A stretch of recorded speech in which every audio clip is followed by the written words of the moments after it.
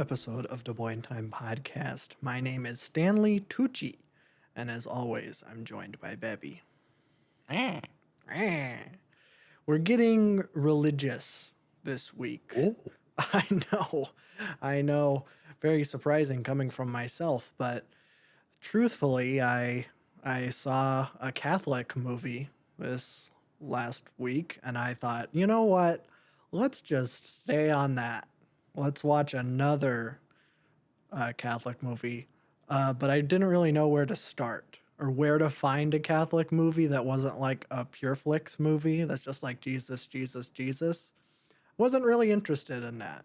So I was just like looking through, I think it was Netflix, and I saw a movie that was called Apostle, and it had a upside down cross. I'm like, well, that's close enough, I think. Um, Turns out it had nothing to do with Catholicism, and it was about a cult. But I guess it counts. I'm an edgy atheist. I'm a 14-year-old edgy atheist. Rated atheist. Not much of a difference between those two, if you ask me. Cause whatever. Yeah. So we're gonna be talking about a new flick called Conclave. It's a great film. It's about Catholic people, more specifically cardinals. It's a film. It's not based on anything, any real events, I guess I should say. It's about the selection process for new popes, which is something I was somewhat familiar with, but I was not raised Catholic, so I didn't know all of the details. I think I remember seeing a similar kind of sequence in the film The Two Popes, because that's all the whole movie about that. And so then this is kind of similarly about the same kind of thing, but it's a political thriller. So it's fun and exciting, and there's twists and turns. So I was in. But it's interesting. Like, we basically start the movie and the Pope is just on his deathbed, and then it like skips ahead a month, and then it's like, okay, well, now everyone's pretty much done like grieving or whatever, but then stuff comes out where there's like, I don't know. I don't want to get into specific because it is in theaters and I do recommend it. So but yeah, there's just like some things that come out about some of the cardinals, maybe some of the cardinals that are, you know, more likely to be elected or pope. I guess it's an election. It's kind of an election. But I guess maybe I should go into that side of it, like how our popes picked, because I think that might be helpful. Because it's basically all the cardinals, they all get together. Cardinals are like the second highest ranked official in the Catholic Church under the Pope. Basically, there's a cardinal in each country or city, basically region, I guess. So like there's a cardinal in in like Vatican City, and then there's a cardinal in Spain and a cardinal of France, and like once once the Pope croaks, because it's a lifetime appointment, they all get together in Vatican City. They sequester themselves, lock themselves in the walls of whatever chapel, and then they don't leave. They don't have any outside contact with the outside world until a new pope has been chosen. So they spend all day either voting or kind of chilling and campaigning for different cardinals to be elected to be the pope. And so that's kind of the setting.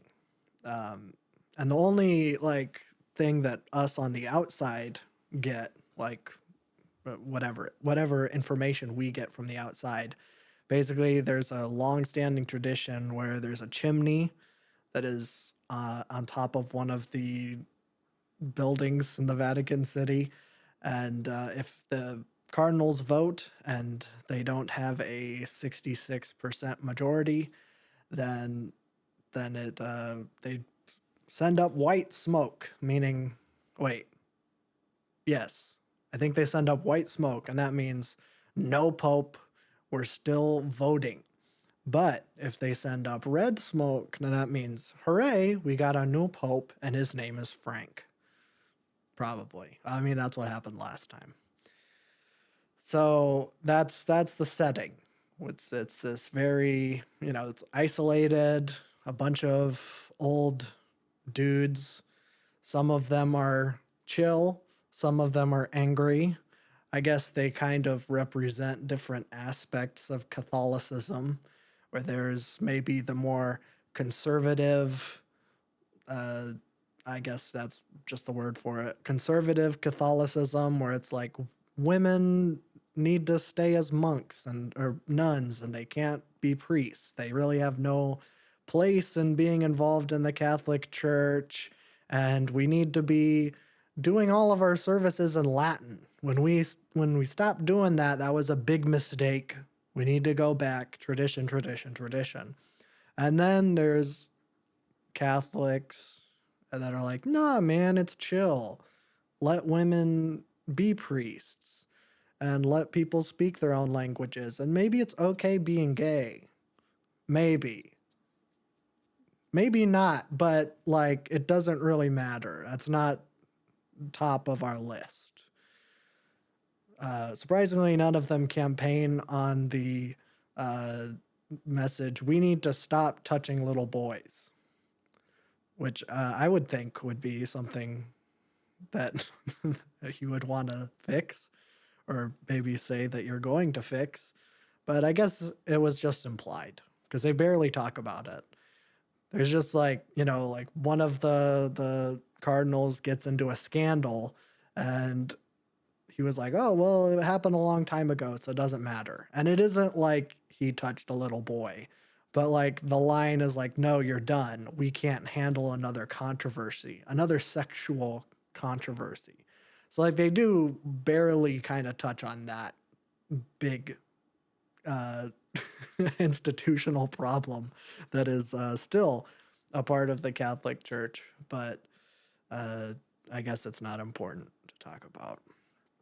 But it's very interesting because we're following Ralph Fiennes, Ray Fiennes. I don't know what he goes by these days. Who's great. I absolutely love Ralph Fiennes and pretty much everything he's been in, whether it's the Grand Budapest Hotel or The Menu or the Harry Potter films as the Voldemort, or he was in The Rat Catcher. Well, actually, he was in all the Henry Sugar, Wes Anderson short films. Or was he? I don't remember. He's in a lot of them. So I like the guy, and he's the main character, and that's cool. But he's the main character. He's basically like a, I don't know. I guess maybe like lead cardinal is kind of the term. I don't know exactly. Basically, he's the one in charge of setting up this like event, and basically has been running the Catholic Church in the Pope's stead. He's kind of an in-betweener.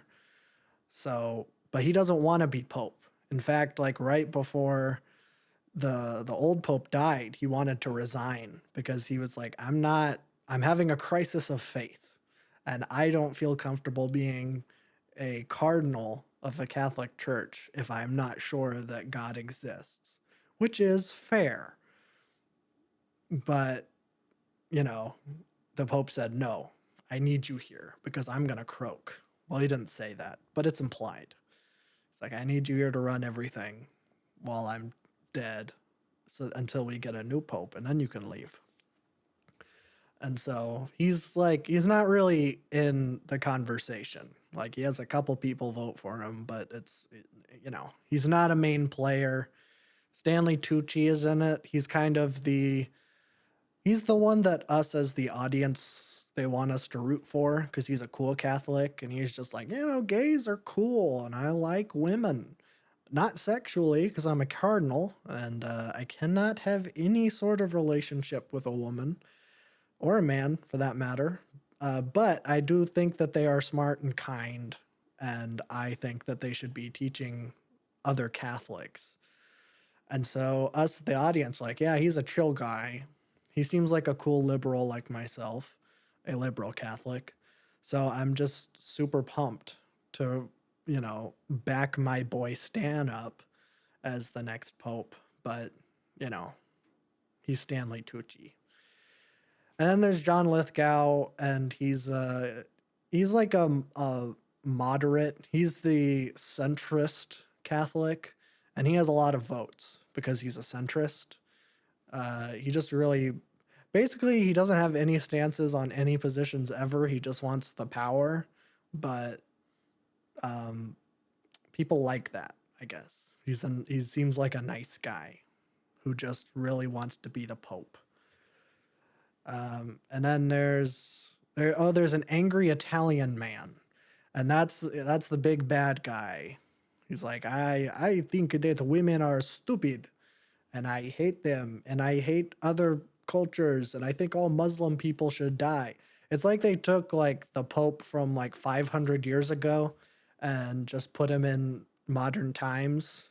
Although I guess that's kind of what like Catholicism is. It's just like, hey, wouldn't it be great if we just set everyone back like 500 years? Like, we just need to be repeating the same traditions over and over again. I'm not a big fan of the Catholic Church. I don't know why I stuck with this theme. Basically, my friend asked me if I wanted to see this movie, and I said sure, because I like going to the movie theater. But this is not one that I would have picked. But I'm glad I saw it because it was pretty good. So those are like the big players, I guess. Angry Italian Man, John Lithgow, Stanley Tucci. Those are kind of the mainstays. Um, and yeah, so like the rest of the movie is kind of like this, you know, there's like kind of shady backroom deals. There's all sorts of scandals that Ralph Fiennes is kind of investigating. He's kind of taking it on himself to run this thing. And so that's pretty much a movie. I don't want to give away too many details because I think that people should see it. Even if you're not a Catholic, I'm not a Catholic. I'm basically as far away from a Catholic as you could possibly be. And I thought it was great. One of the best political thrillers of the year. So, yeah, they don't really make those anymore. So you gotta watch them when you can. Not popular. It's not an IP, you know. Nobody's gonna make the Conclave cinematic universe where we're gonna see the new Pope and all of his fun adventures. And using those pronouns is not giving anything away because they do not have a female Pope. I guess the only thing that like kind of didn't really make sense to me is that Isabella Rossellini is in it, who's great. I've only ever seen her in one thing, and that is Blue Velvet, where she's naked all the time. But she's great in that movie.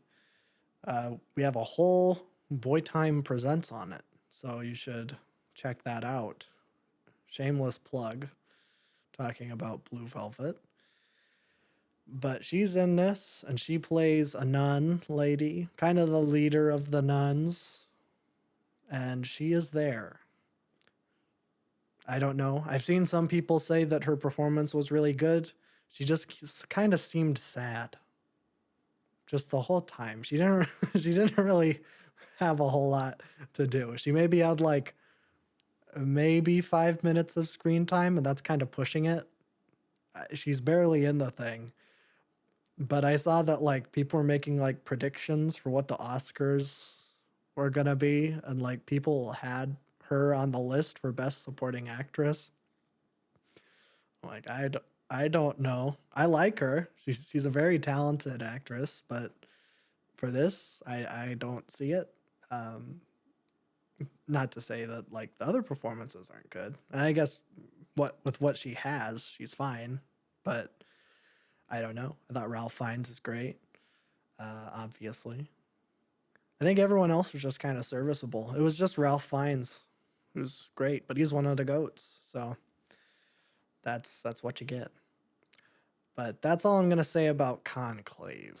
Go check it out at your local movie theater. Probably won't be around for long.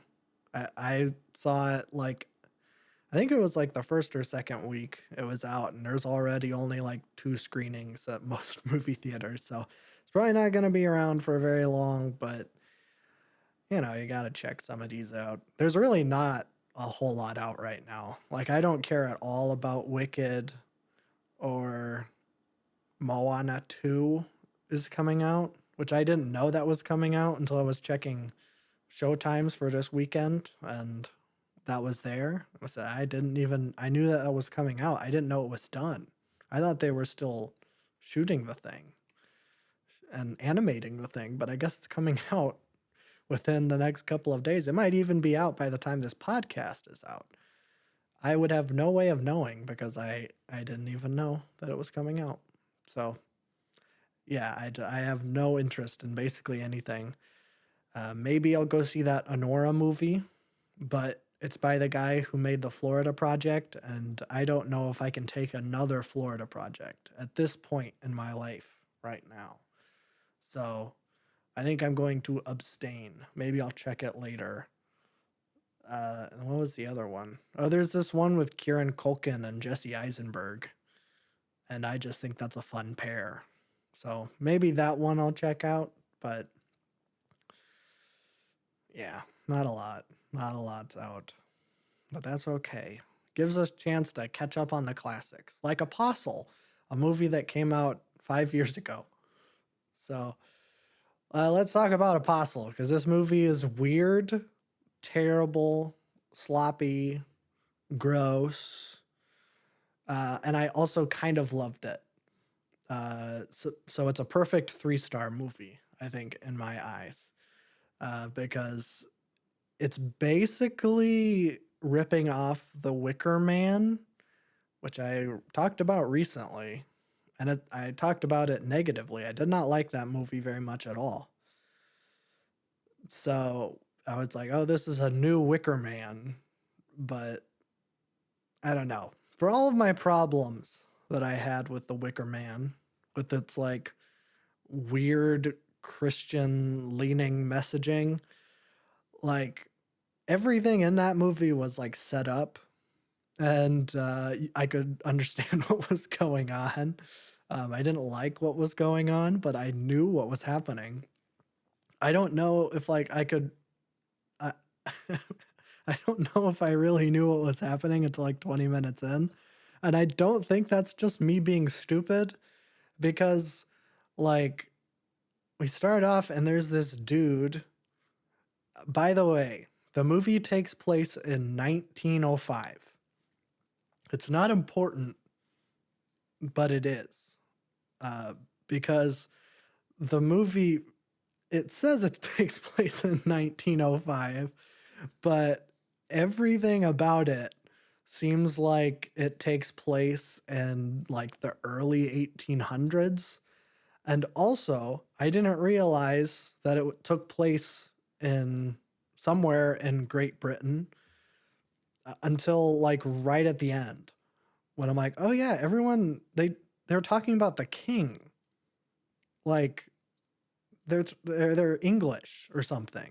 Oh, okay. Well, they didn't do a very good job establishing the time and setting of the movie at all.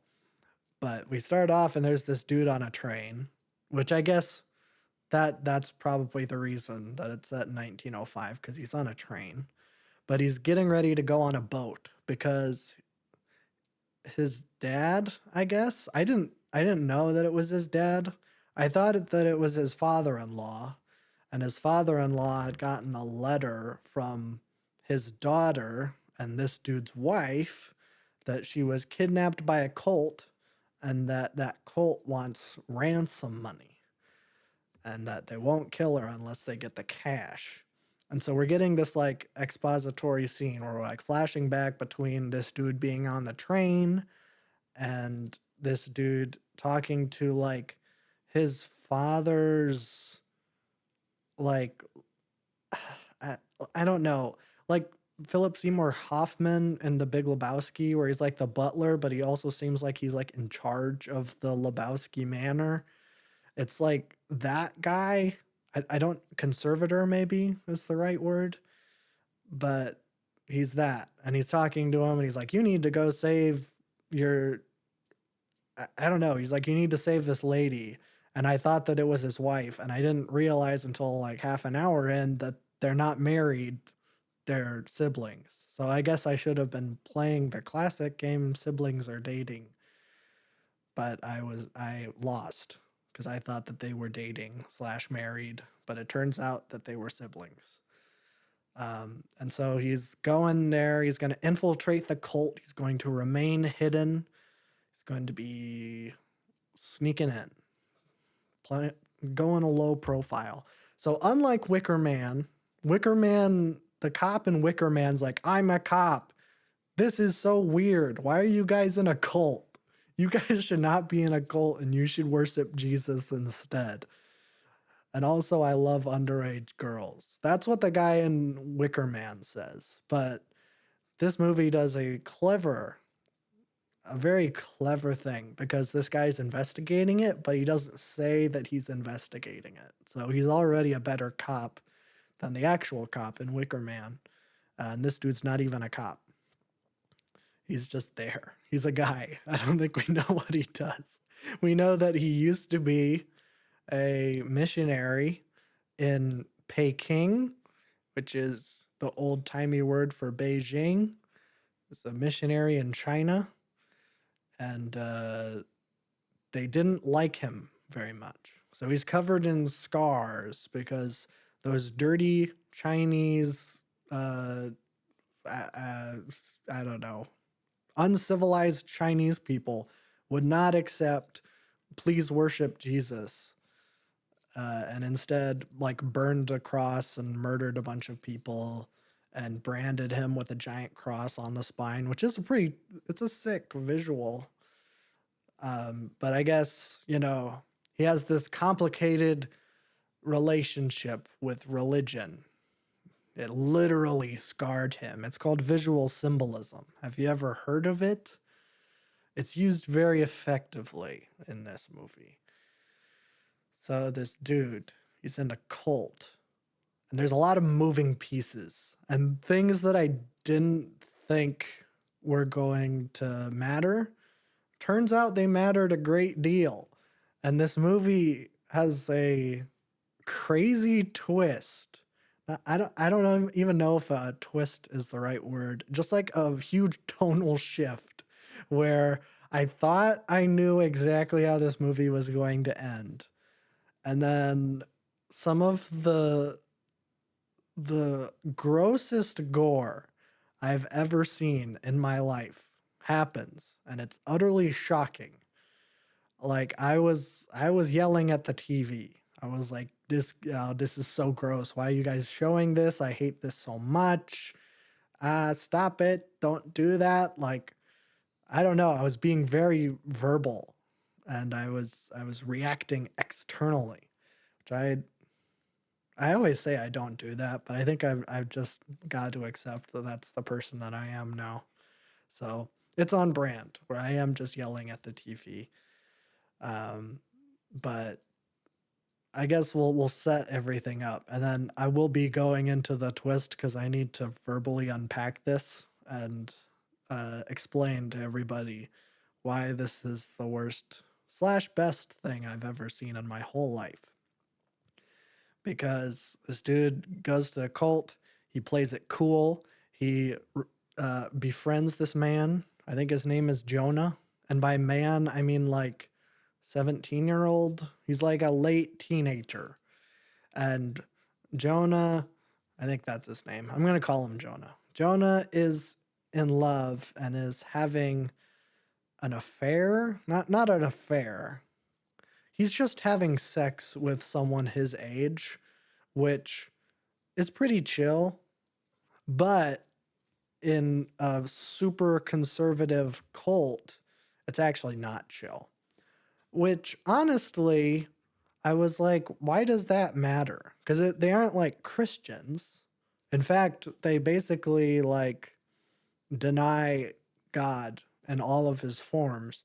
They are like, they worship a lady who's an old witch, So like why would the old lady care if those two are just like, I don't know, bonking on a beach somewhere? It's like they're not Christian. They aren't gonna go to hell.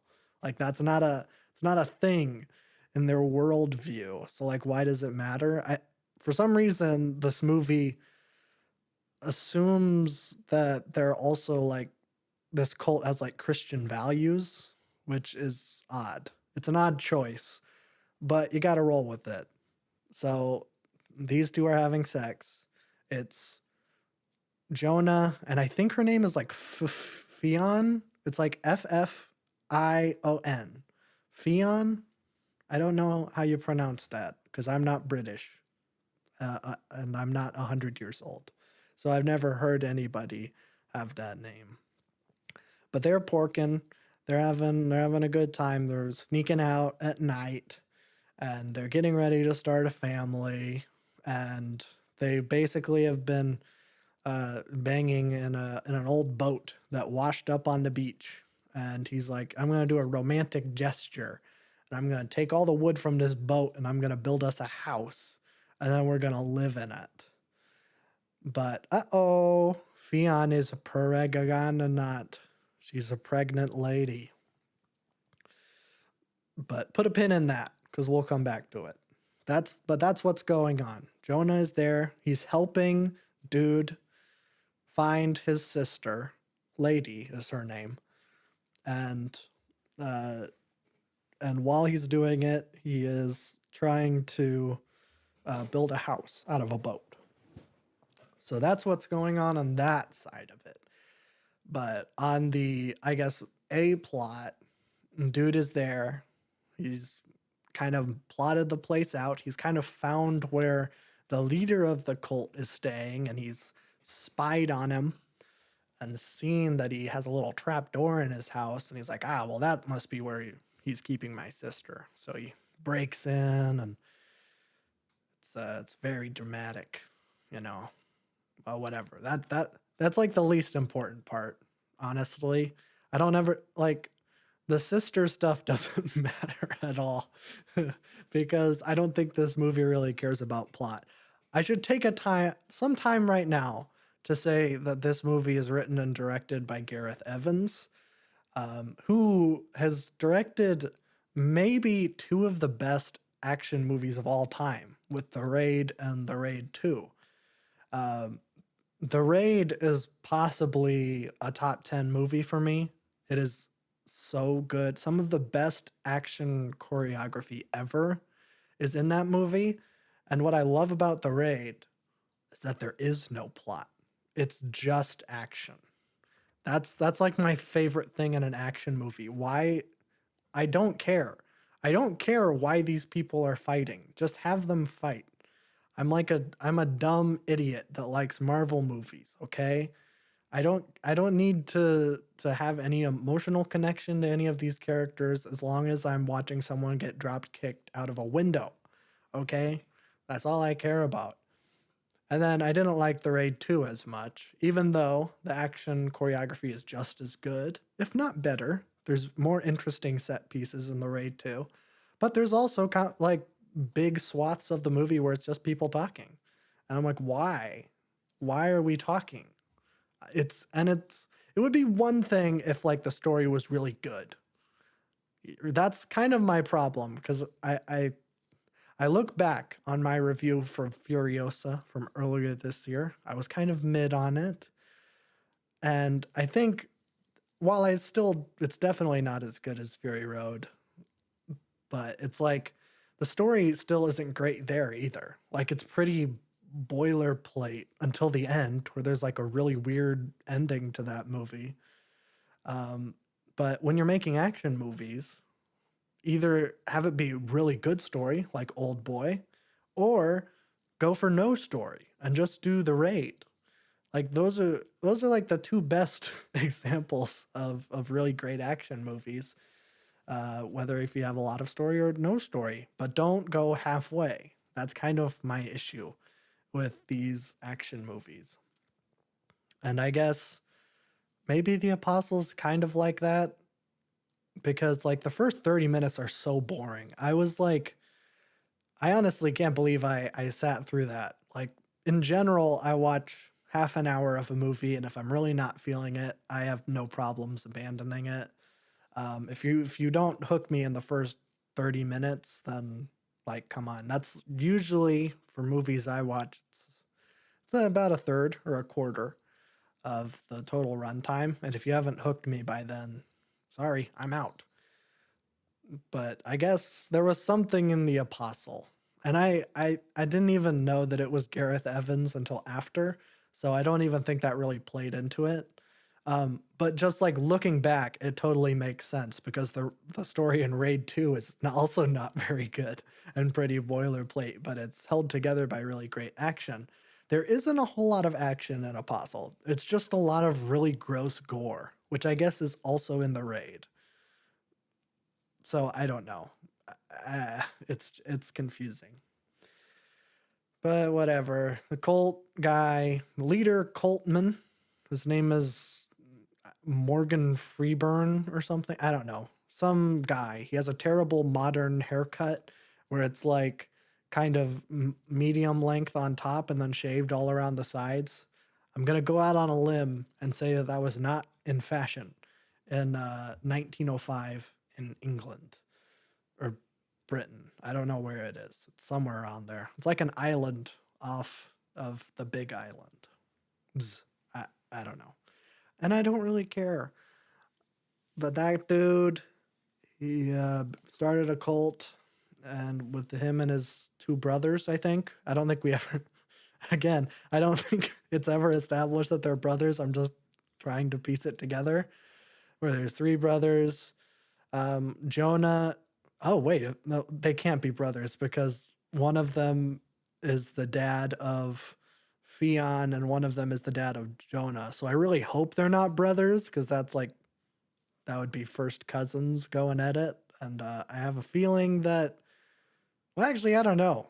Maybe the movie would do that, but I have a feeling they wouldn't. But whatever. Started a cult, three dudes, find an old witch lady. It's an old island. It's like scorched. The land is infertile. They basically wash up on shore, some island, find an old lady. But she has mystical powers. She can make plants grow. And so they decide to enslave her and pimp her to like their desires, and their desires being bountiful harvests. So they feed her blood and that makes the plants grow. And so then they start a cult in a little community of sorts. And it's great. That's how the cult was formed. And that cult guy, Morgan Freeburn, I'll call him that. I hope that's not like a real person. I just made that name up. Morgan Freeburn was just like, I guess he has a daughter, and the daughter has the hots for dude who's trying to save his sister. Um, but she's like a good lady. She like is she's more free spirited. She's not really about the cult life, even though she's in it, and her dad is the leader. But she's not about it, you know. She loves helping people and being a good person, you know, boring stuff. Nobody likes being a good person anymore. Let's face it, everyone wants to be evil. Whatever. And so she's just there, and she doesn't really matter, but she is there. And so at this point, we're about halfway in, everything's established. We understand the cult. They're evil. They like to. Actually, I don't really think they're evil at all. They exploit an old witch. But like the people there don't know that. They're just like, they've been told that she's just like a god or a goddess, I guess. I don't know. But she just like is a super chill god, and she helps them have good harvest and whatever. But like they don't know that she's like an actual person that they locked up in a dungeon. So I don't know. The cult seems pretty chill, honestly. I mean, it's a little strict, you know, like, oh, you can't go out after the night bell. And oh, you have to wear old Victorian clothing to really confuse me specifically. Where it's like, why are you wearing like clothes that would have been 100 years old? at that point. Like, that's why it's so confusing. Like, why is it set in 1905 so that the dude could ride a train in the beginning, and then everybody acts like it's 1800? It's so confusing. And like, the people talk like in old English, where they're like thy and yay. And it's just like, what time? Like, in 5 years, World War One would start. Like, nobody in World War One was like, ah, thy Germans are on the doorstep. Like, no, that's not how people talked. That's like so old. But whatever. I guess they live on an island and they pimp a witch. So what do I know? But I guess that's the groundwork. That's what's happening. All the characters have been established. Let's talk about the twist. The twist. Basically, Jonah finds out that Fionn is pregnant. She tells him, and somehow her dad already knows. Actually, there's a whole scene where, so I guess in 1905 or 1800 or 1700, whenever this movie takes place, uh, you couldn't just like, well, I guess, yeah, obviously you wouldn't be able to just like take a pregnancy test, but like they don't have like a town doctor that would be like, oh yeah, you're pregnant. Basically, what you have to do is like stick stick a mirror down there and like peep into your uterus, which I don't know if that works. I mean, I guess it does. I guess that's how you would have to do it back then. But that's what Fionn does. And she's in the outhouse because, again, this movie is so confusing on the time period because they definitely had running water and like sewage and plumbing and stuff in 1905. But again, doesn't matter. But she's in the outhouse and she's like sticking a mirror there, and her dad is being a peeping Tom and he's like staring at her, and it's weird and awkward. Um, I don't know if this is a regular thing. It's not really established that this dude is like a huge pervert or incestuous with his daughter. He's just like watching her in the outhouse in this one scene, and he just so happens to see her stick a mirror up there, and he's like, "Oh, I know what that means. She's pregnant. She's pregnant." So he gets upset. And so Fionn tells Jonah, and they're like, okay, well, let's get out of here. Let's save the day. And so at this point, you're like, okay, I know what's going to happen. Dude is going to save the sister. Maybe the cult leader is going to croak. Maybe the witch is going to have revenge on the people who run the cult, and that's how everyone's going to die. But then dude's sister, Jonah, Fionn, and maybe the cult daughter lady who's just kind of there and nice, maybe they're all going to go on the boat and it's going to be a big happy ending. Wrong. You're stupid. You should have never thought that, even though that's what I thought. But what actually happens is that Peeping Tom Dad, there's like a scene, it's honestly like kind of heartbreaking, where like Fionn's packing her bags, and then her dad comes in, and her dad's just like, "You're pregnant, aren't you? Who defiled you? Who put his nasty seed in you?" Like he says something like that. Again, they aren't Christian. I don't I don't understand the cult's beliefs at all. But whatever. I guess that's not important. We shouldn't. It's not important what the cult, the the people that we're spending all this time with. It's not super important to understand their beliefs. I guess they're just Christians with a girl boss at the head instead of a, a dying man on a cross, I guess. I don't know. It's weird. But he gets super upset and he's like, I need to cleanse. I need to cleanse that out of you. And so then we don't see it, but we see him like walk towards her with the knife, and then like she like backs into a corner, and then like there's a little bit of a scuffle, and then we cut away to like Jonah, and he's like walking into the house and he sees the immediate aftermath, and it's awful. And it's just like he walks in and Fionn's there on on the ground covered in blood, and Peeping Tom Dad is there, and he cut the fetus out of the chick, and it's so gross. And I don't I don't entirely know why they went that far with it, but then Jonah and Peeping Tom Dad get into a fight, a little bit of a kerfuffle, and then like the dad blames Jonah for killing his daughter, and then they string up Jonah in the middle of town. They hook him up to like a contraption that like spreads your limbs out, and I thought they were gonna draw and quarter him, but that's not the case, unfortunately, because that would have been preferred. Well, actually, I don't know. I guess I would rather have what Jonah had done than be drawn and quartered, because he's like spread apart, tied down.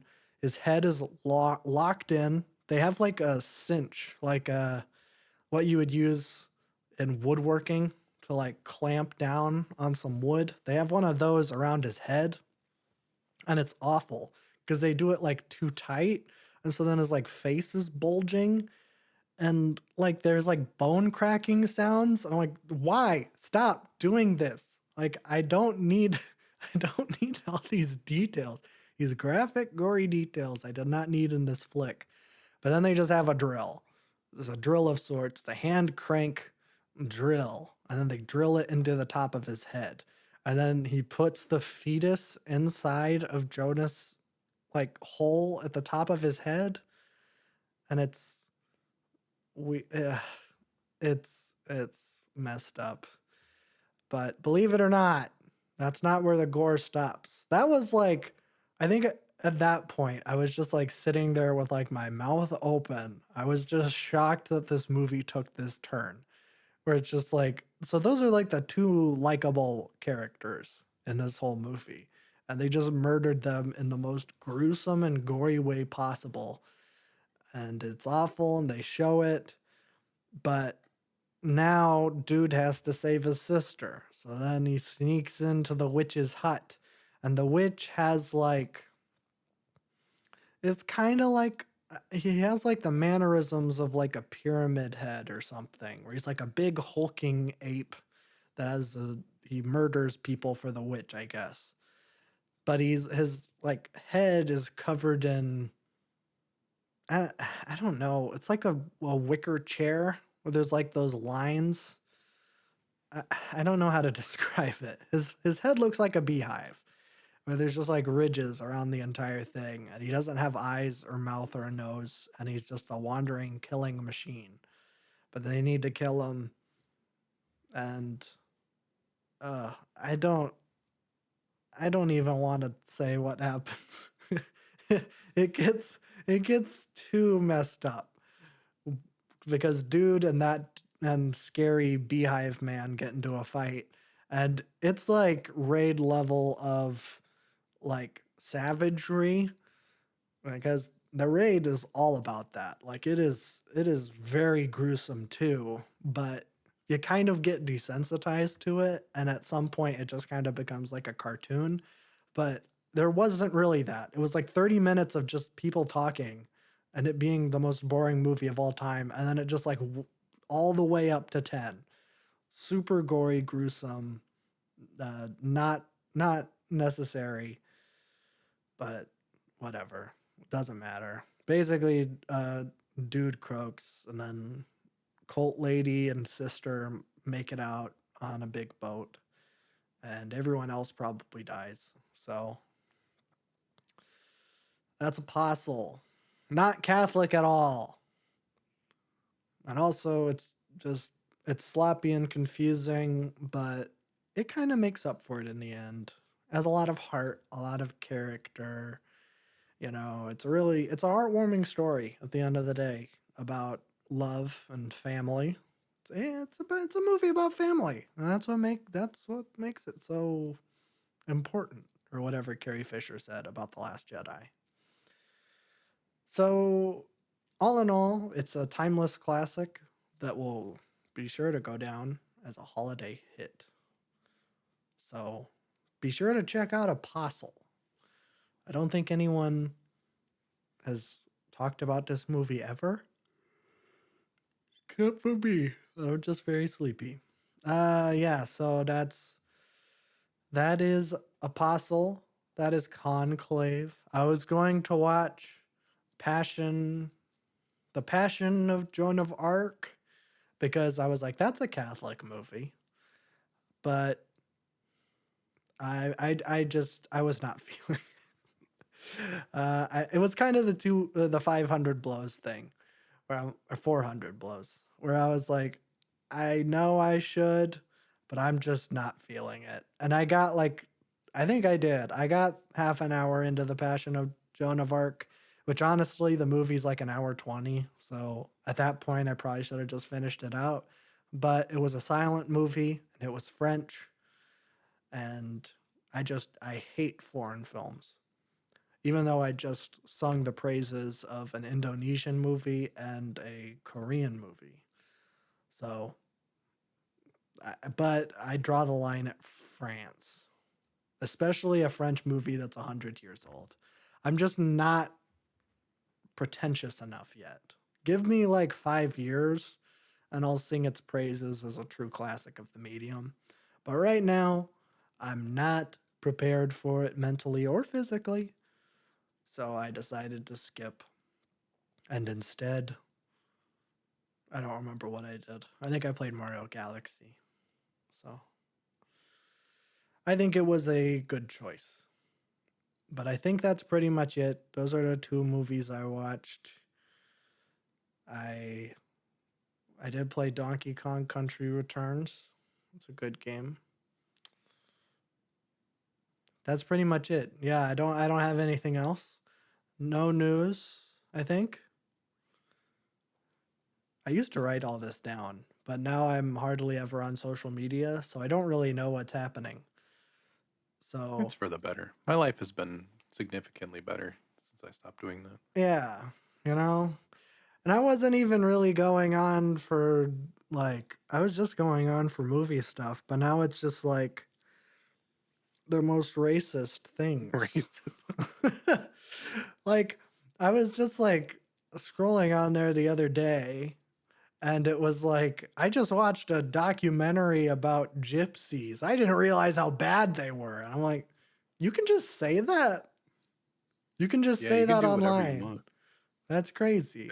Everything has a stake ad built into an image now too. Oh, well, yeah. Because I think people get paid for blue check marks now, so everybody just takes like money from everybody. Yeah. That makes sense. I don't like the steak ads, even though I am a bit of a gambler myself. I am a big gambler. I do love gambling. Many people have compared me to Kenny Rogers, favorably. The gambler. The gambler. Gotta know when to hold them and fold them. It's true. And I'm folding out of Twitter. Kind of. And I am holding onto my Bitcoin. You have Bitcoin? It's gonna go up. I know. I just recently bought $10,000 worth of Dogecoin because that's gonna go up with to the moon, folks. With the Department of Government Efficiency officially coining its name as Doge, which is a hilarious reference to the shit coin that everyone loved and used for about 6 months. So Elon like it. purposely tanked. Well, you gotta try out a few get rich quick schemes. You gotta, yeah. Well, that's his whole life. Yeah. Well, yeah, but he's been getting rich for so slow. And he keeps getting richer. Yeah, it was too slow, so he decided to pump and dump Dogecoin, which is great. It was a very smart decision. That's something that they don't tell you about Elon Musk, is that he's a smart guy. Just listen to him talk. Just listen to him talk. Watch him jump. His funny jump. He has a funny jump. He has a very funny accent. South African accent is one of the stupidest accents in the world. One of the most beautiful accents. One of the worst accents ever. Specifically, white South Afrikaans Yes. accent. I think if like you had an Israeli and a South African have a child, the accent Oh, that came out of that child would just be that would be bad. atrocious. That would be bad. Like Israeli, like that whole thing aside, it's not a very good accent. It's not a great accent. No, no. I love one of my favorite accents is a Vietnamese accent. Mm-hmm. Yeah, they have some interesting sounds in their language, and that kind of translates over. They have a lot of not like clicks.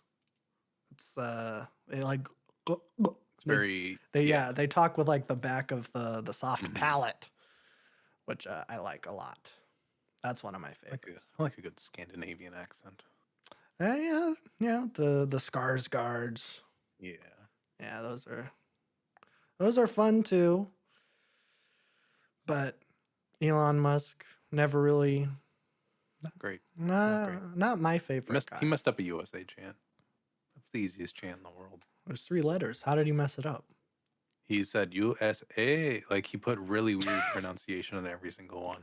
Well, he is Canadian. You got to see it's impossible to describe how off-putting it is. That's just everything. That's It everything is, I've ever but it's seen just him like in. whoa. I don't even believe that he really is like a top 10 Diablo 4 player. That's Yeah, I don't know. of all of the conspiracy theories in the world, that's the only one I believe. Okay. That's it. Everything else is by the books. JFK, One shooter, one shooter, not connected with the State Department. not related to Cuba either. Exactly. Yeah, it's not true. The Tuskegee Airmen Jack Ruby? Who? seems fine with me. Yeah, Jack Ruby's a pretty chill guy. Just a bar owner, I think. He got, well, No connections to the mafia. no connections. And the Kennedys definitely were not involved. Nope. And the Kennedys were not involved in getting Diablo 4 to have Elon Musk be the. Well, actually, I don't know. Maybe RFK inside job. RFK bumped those numbers up. All I'm saying, okay, we all saw Elon Musk play Elden Ring. Mm-hmm. We saw the loadouts he was doing. What he was specking into with his stats. He definitely doesn't get it. That's all I'm going to say. He does not understand the numbers game, and that is a pretty big part of Diablo.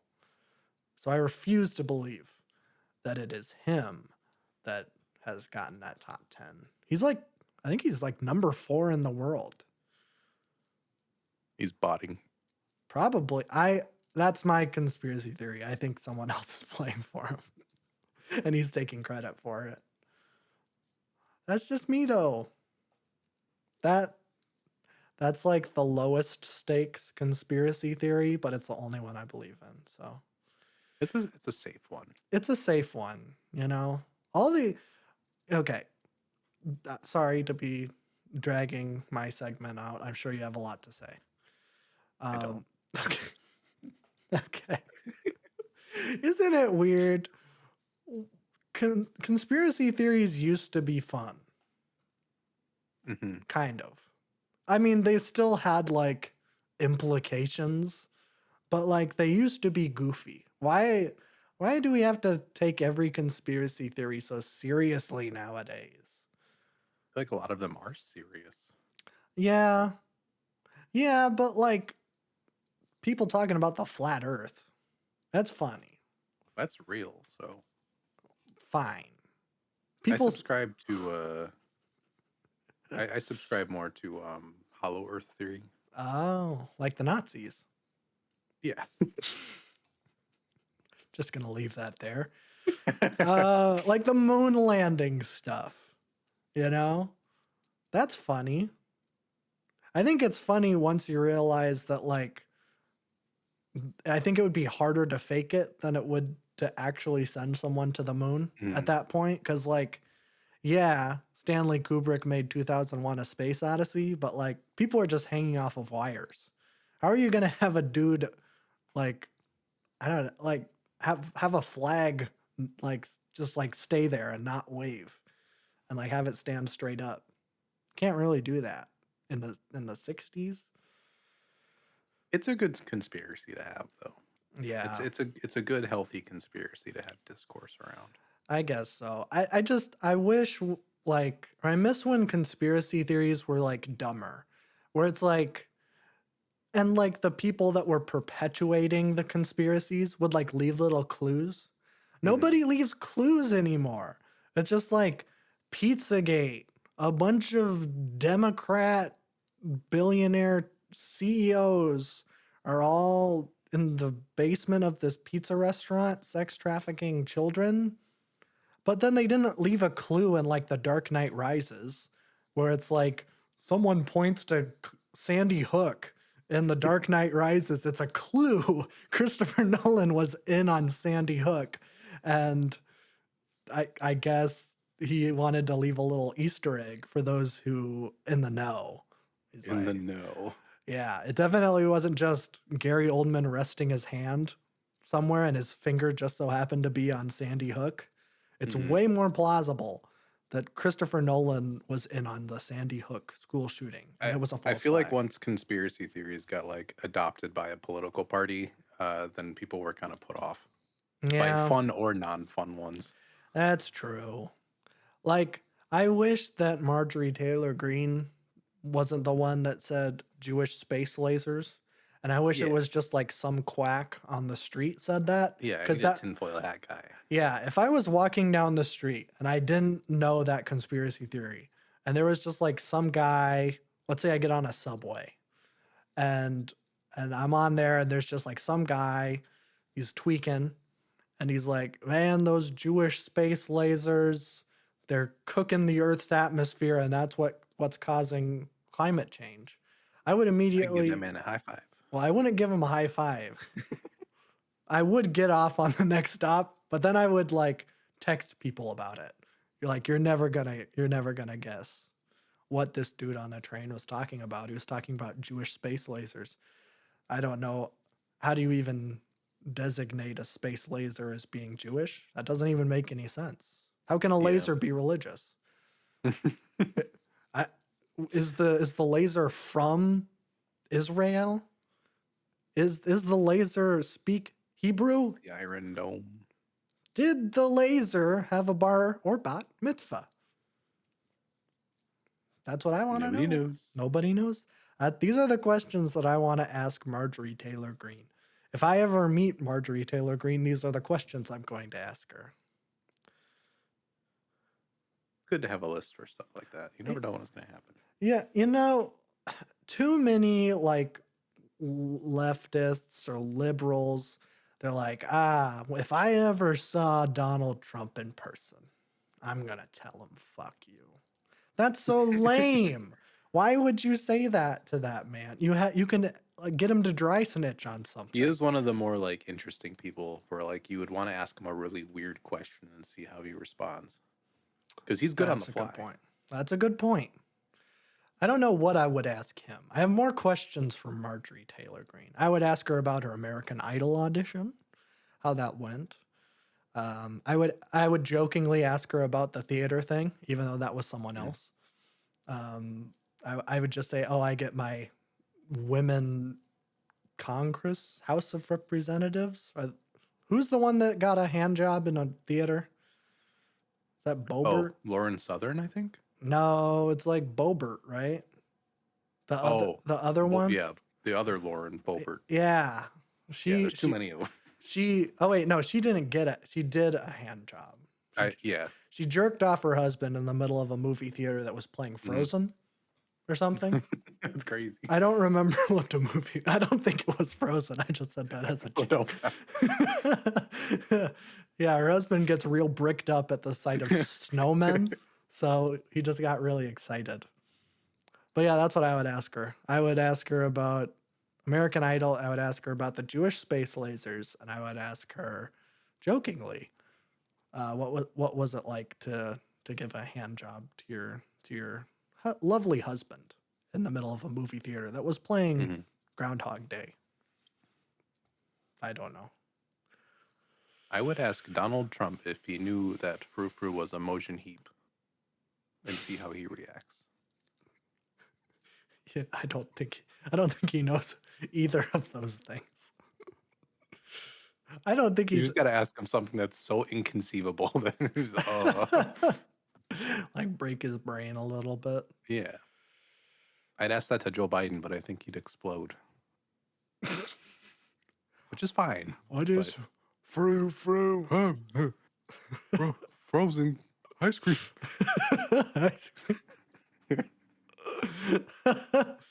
Oh, I think I saw that movie with Lauren Boebert. Yeah, it was wouldn't that be crazy if it wasn't her husband and it was Joe Biden?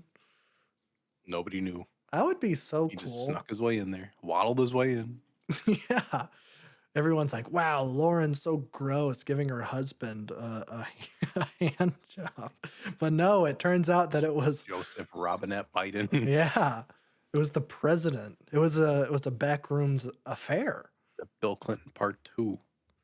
Although Bill Clinton wasn't having sexual relations with Republican That's true, I suppose. politicians. They're all the same.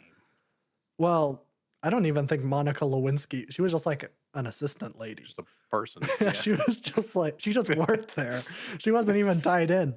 No, yeah. That would be awesome. That's kind of my dream. My dream is for Donald Trump and Joe Biden to both have a sexual awakening in their 80s and then get together. It seemed like it in the pictures that came out when they met. They seemed very happy to be around each other, which honestly made me happy because I'm glad they don't have to fake it anymore. Yeah. You could tell that those two really liked talking about the other one. They did. So then when They're both like despicable, horrible monsters, but I'm so glad that they can find solace in each other. is Joe Biden a despicable monster? I think he's too sleepy. I don't know. He is sleepy, but yeah. I don't. Doesn't change the facts. I know the Israel thing. That's bad. No good. Should not be giving big guns to Israel. But like segregation, Iraq war. I was just talking about his presidency. Oh, okay. I don't it was think still pretty awful.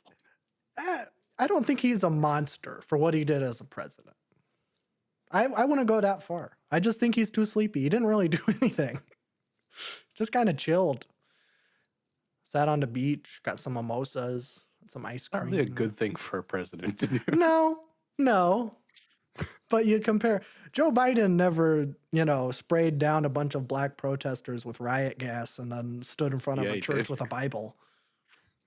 Do we not remember the college campus things from this summer? Yeah, but he didn't pose in front of it. What was that? Okay, your liberal's coming out. My liberal? It doesn't matter. I understand. The same actions are in play. I understand. I know. Joe Biden's not great. But I don't know. I wouldn't describe Joe Biden as a monster. That's all I'm saying. Okay. That's all I'm saying. He seems like sleepy. He's Sleepy Joe. That's something. Sleepy Joe? That's something that Trump's good at is coming up with nicknames. Sometimes. He was lacking for a little bit. Sometimes he nails it on the head. He does. Sometimes I feel like he does not. His spark's gone away. He's got to get a new one out there that just really. Yeah. Okay. I guess I should amend that statement. Sometimes he's hit or miss, because calling, what was that white chick that thought she was Native American? Oh, Elizabeth Warren. Yeah, calling her Pocahontas, that's lazy. I think it's funny. It's funny, but it's lazy. It was a very yeah. I don't know. It would be like calling Rachel Dolezal Coolio. It's just okay, so there's just a famous black person and you just call them that. It's like Pocahontas, famous Native American lady, Pocahontas. Okay, nice. It's not very creative is all. But Sleepy Joe, honestly, that's not creative either. but it's No, it's a funnier. banger though. I can't think of any of his Sticks. other ones. I guess Ron DeSantis, Meatball Ron. Meatball Ron. That's okay. The more more we break it down, none of these are creative. These are all just They're really fun to say though. they're like playground insults. They are. And that's what makes it good. Yeah. Let's talk Anyways, music. let's talk about music. Okay, that threw me off my game. Where am I? Yeah, we usually save that for the end. We do. We just got it in the middle this time, so you're welcome. Yeah. Let's start with some news. Music news. What? Father John Misty's new album's gonna be out. I know. A reaction Tonight. to it next week on the channel. Yeah, don't give away the date. Oh, sorry. It's Tuesday. Yeah, his new album comes out. Mahash Mashana. Mahash Mashana. Mm-hmm. We'll check it out on the channel. I'm excited for this one. Honestly, I looked it up. I looked at the track list, and I'm more interested now than I was because there's only 8 tracks, and the shortest one is 4 minutes and 17 seconds. The longest one being 9 minutes and 19 seconds. Indeed. So, I mean, it's going to be a long. It's going to be a long time. It'll be pretty easy to edit because it's only 8 tracks. It will be. Yes. But yeah, I have not listened to any of these singles, so I have no idea. I listened to I guess Time Just Makes Fools of Us All because that was on his best his greatest hits. Greatest hits. And I like that song. I listened to it once. It's a disco thing. Interesting. Which is a turn. I don't know if the rest of the album sounds like that. Based on the album cover, I don't think so. But he looks drugged out on this one. Yeah, I've noticed a trend in Father John Misty albums in that I like all of his albums where he's not on the cover of them. Okay. His last 2 albums he was on the cover of. That's true. And those are not very good. I mean, Chloe is better than God's Favorite Customer, but barely. But this one, not on the cover, back to weirdo abstract drawings. I'm in. Yeah. So we'll see what's up with it. I have high hopes for this one. I'm hoping there's a Father John Misty album that I can actually genuinely just listen to. So I guess we'll see. Is the one. We'll find out. Yeah. Yeah. New album coming out December 6th. We've got a collab between Kenny Segal and K the I, an artist I have not heard of. But Kenny Segal collab album, I'm in. The cover's sick. I am pretty excited for this. Released on Backwoods, of course. So this should be pretty sick, I would hope. But that was announced. I will listen to it when it comes out in 2 weeks. But excited for that. We got a new, in quotations, Mac Miller album coming out January. Balloonerism. Yeah, I saw that. Yes. This is an album that has been known about for about a decade at this point. This was kind of created in the Faces sessions where there was like hundreds of songs being thrown together. Faces is like an hour and a half in itself. And I think this is stuff that kind of came out of those sessions and later. And this was scrapped in for Good AM to come out instead in 2015. So this should be really good. I love this era of Mac Miller. I think it's a very interesting, druggy, depressive kind of area in his discography that I really enjoy. And the teaser video for it is sick. I don't know who they got doing art direction over there, but they are just killing it. Cole Bennett. So good. It's definitely not Cole Bennett. How do you know? That'd be kind of funny. It's a Lyrical Lemonade video. I don't know if that'd be appropriate. But yeah, I'm very excited for this. I'm not sure what the track list is, but I'm like pretty sure there's going to be a SZA feature on one of the songs, and that was the original. SZA 2015 feature, which unless they re-recorded it, which should be really interesting. She was very different back then. Yes, I think Thundercat from this era too would be really fantastic. I'm sure he's all Mm, over this thing. yeah. So I'm very excited. We have no idea the track length or anything. I am not someone who has listened to like the Balloonerism like fan compilations or like Lucy's and leaks that have been thrown together. So this should be completely new stuff to me, which will be interesting. But very excited for this. The estate has been handling this really great as always. They put out a statement explaining why they're really like releasing this too, which is like just so much better in general than 99% of posthumous releases. Like giving us context and explanation of why you feel this was like a thing that you want to release is just that's how you should do it. Um, Yeah. so they're doing everything right. I have full faith in the squad that kind of is holding this up. Um, but yeah, I will talk about that extensively when it comes out in January. I'm not sure if we should expect a single or anything, um, but I guess we'll find out. Alrighty, next, Swans album coming out 2025. We don't know the exact date yet, but I was kind of expecting this. I knew that he was kind of wrapping up the recording sessions and starting to mix and master this thing, so I would imagine it'd be in the first half of 2025. The title is Birthing, and this is the last Big Sound Swans album, from what he has said. Um, I don't think it's the last Swans album in general, but I think this is the last big bang of uh, these insanely long, insanely loud, and like monotonous albums that he's been doing since the reignition of the group in 2010. So I'm very excited for it. I'm guessing he'll go back to more kind of like acoustic neo folk stuff after this, which is cool. I enjoy that stuff. The beggar was kind of diving into that again.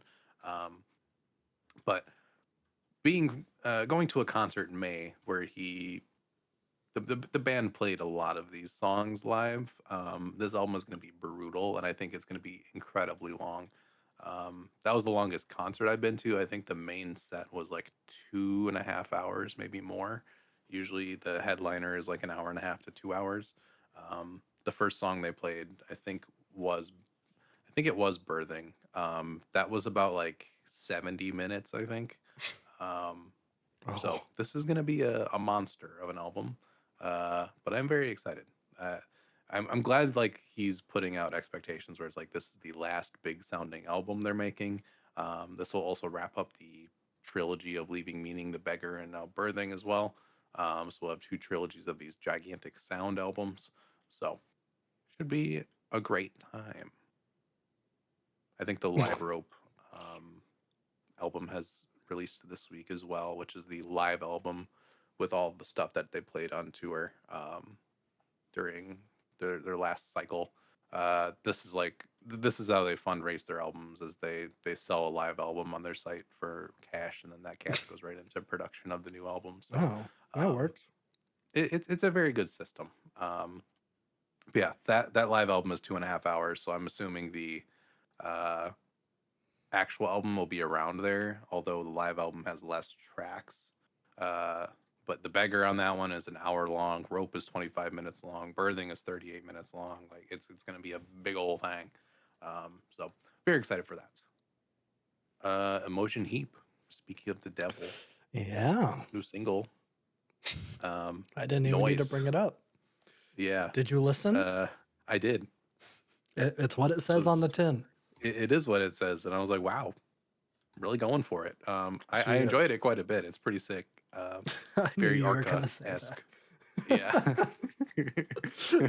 I found it pretty neat. I listened to it Um, in the car, and I like. oh, that's probably not the best setting for that. No, I think I listened to a Sea Rose song, and I just added Mhm. it to the queue.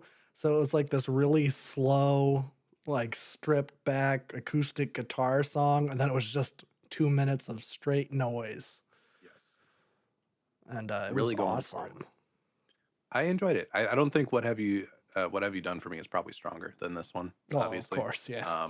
But I think they're both pretty great. I don't think there's an album coming. I think she specifically said there's probably not an album coming, Oh, but okay. I'm liking the experimentation that's going on. I feel like this could build into something eventually.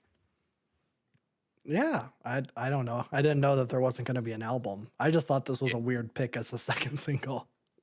it is a bit weird, especially as just like a random single you're putting out now, and now that we know it's not attached to anything. Yeah. Um, but I That's still a, appreciate it. yeah, it's all right, I guess. I'm never going to listen to it again. That's fair. Some of us are built It's different. just 2 minutes of noise. um, albums this week. Uh, we got the new Linkin Park album from Zero, Oh, featuring new lead singer Scientologist. What's her name? I don't I know. forgot already. um, yeah, this is the first record as with the new lineup. Um, I have not listened to it. I've just been like gathering like what people are thinking about it, and I think it's just completely middle of the road. Um, yeah, I don't know. My girlfriend's a huge Linkin Park fan. I don't think she listened to it yet, so if that gives you any indication. Um, yeah, Emily is her name. I don't know the last name. Radikowski. Yeah, That's not it. um, it's not it, but we'll go with that. I Um, don't, do you know who Emily Radikowski is? yeah. Okay. Um, yeah, I think the League of Legends song is on here, and I think they're Oh, doing a world tour with Peggy as an opener, which is really interesting. that's an odd pick. It is an odd pick. I don't know if it really makes sense. I think you're gonna scare all of the 45-year-old white women who loved Linkin Park growing up. So uh, we'll see. But what we did get is the new Poppy album, Negative Spaces. Um, and this album sounds like how I would want the Linkin Park album to sound. Oh, Um, very radio friendly kind of metalcore, um, which I'm not into that stuff, but it turned out pretty well. Um, she was on the Knocked Loose album this year, on an absolute banger of a track, and killed it. She did pretty well here as well. Um, I don't think this album goes nearly as hard as the Knocked Loose album. Wasn't really expecting it, but it's a pretty impressive dive into like the full metal sound. I have listened to I Disagree a couple years ago, and I thought that was pretty sick too. Definitely shorter than this one, but I do think Negative Space is a lot more consistent. I was not up to date on any of the Poppy lore or the YouTube shenanigans or any of this. yeah. Apparently, there's like a whole It's a entire long like story. story you can go through there. Yeah. Um, but I don't know. The music sounds pretty decent. Some of these tracks like go really hard into the metalcore. Some of them are a lot more just like what you'd expect from alternative metal and stuff like that. It gave me kind of a nostalgic feeling for like music I would listen to when I was 13, getting into like heavier music. Um, and I don't know, I find it charming. So I'm glad she's definitely found a sound and a lane here, and I think people are gonna definitely like take her a lot more seriously as a metal artist going forward. Because I know there was a little bit of a she's doing metal now kind of thing when she first started. So I didn't know um, that she was doing metal. I just thought she yeah, was doing avant-garde weirdo YouTube videos from back in the day.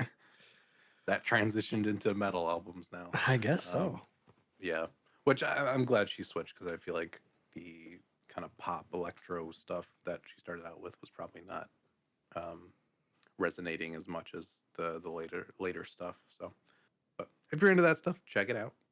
Definitely decent. Still not my thing, but it's a very solid effort. I think it's like a very good entry point into like the more metalcore alt metal space. Pretty easy to get into. So check that out. I would do that before the new Linkin Park album if you're looking for a either or. Um, yeah. All right. Denzel Curry, King of the Mischievous South. I'm confused on what this is. First off, um, so we had King of the Mischievous South Volume 2 this year. It came out in July. It had 15 tracks on it. This came out now and it has 19 tracks on it. So it's kind of a deluxe, but it's kind of just like a official version of that record, kind of. Like he made a deluxe, but he kind of just like rearranged the track list a little bit to put the new tracks in there kind of seamlessly. Um, it is better than Volume 2. it's the same thing, but there's 4 tracks just kind of sprinkled in, and I think it works. It's a good deluxe, and I'm glad it's not just like, oh, let's throw all the new tracks at the end. Like, let's actually have the new tracks like fit into the track list more. And it turns out pretty good.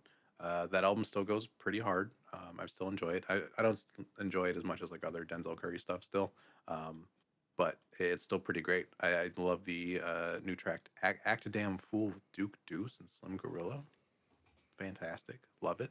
Um, he gets more like R&B ish on a couple of these, which is interesting because I do know he's working on an R&B album. He's been talking about that for a while. We kind of get to see some of that on here, which is, those tracks are pretty good. Um, I think POP is another highlight with the deluxe tracks. So if you enjoyed Gang of the Mischievous South Volume 2, this is just that, but elevated slightly. I feel like I gave this one more point than that album. It's like pretty much the same album. So, um, but I'm excited to see what he does next. I feel like this is a cool way to release a deluxe for an album that was like more of a mixtape than really anything. So I'm excited for his next like big major album release. Because Melt My Eyes in 2022 was the last we got of that. So, Yeah. but pretty sick. Check it out. Um, Last thing got this week, new Cavalier album, second this year. This is, I don't know how to pronounce this. Sign, Cine. I'll go with Sign. This is a collab between Cavalier and Child Actor, producer, um, who I've enjoyed a lot of his work on different Arm and Hammer and Billy Woods stuff, Elucid stuff as well. This is a just quick 10-track, 30-minute album, but it is really good. I like this a lot more than his other record this year, which was Different Type Time. That album was like an hour long. Um, that had a lot of great ideas on it, but I feel like it went on too long for what this style of music was, especially as I was just getting used to him as an artist. But this record is really great. The production is fantastic. It's got this just kind of like vibey lo-fi jazz feel with a little bit of boom bap mixed in. It's really, really nice to listen to. Um, Cavalier, I was always like, I was impressed by like his presence on the first record I talked about earlier this year.